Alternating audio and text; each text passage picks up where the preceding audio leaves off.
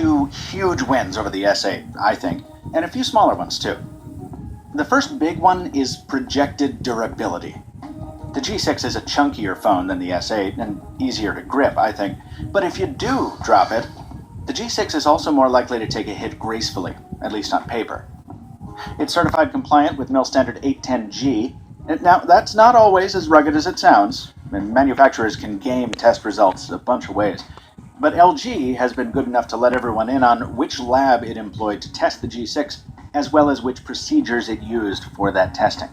The G6 passed 14 separate tests, including low temperature, high temperature, temperature shock, humidity, vibration, solar radiation, low pressure, sand and dust, immersion, rain, and my favorite, salt fog.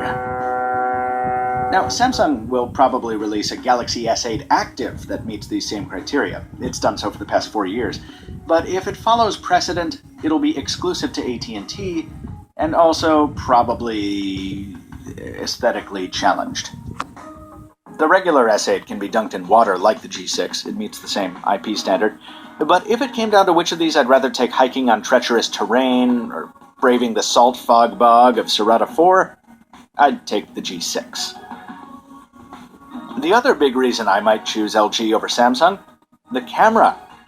Not because the G6 always outshoots the S8, each of these can take some wonderful photos, but because the G6 lets me double up.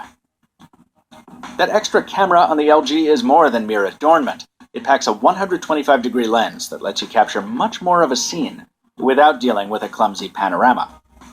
Obviously, this kind of dramatic framing isn't always what you want, and that's why the standard shooter is there as well.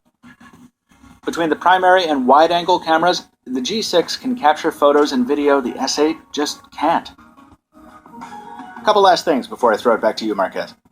While the G6's display doesn't have the saturation or contrast of the S8's, the fact that it's an LCD means it may be less susceptible to burn-in than Samsung's AMOLED. Also, the G6 totally wins on buttons. No half-functional Bixby key to get confused with the volume rocker. And yes, the G6's fingerprint sensor is way easier to feel out than the S8's ergonomic nightmare. Okay, let's kill the music. Thank you. Back to you, sir. So at the end of the day, it turns out, surprise, surprise, these are both really good smartphones.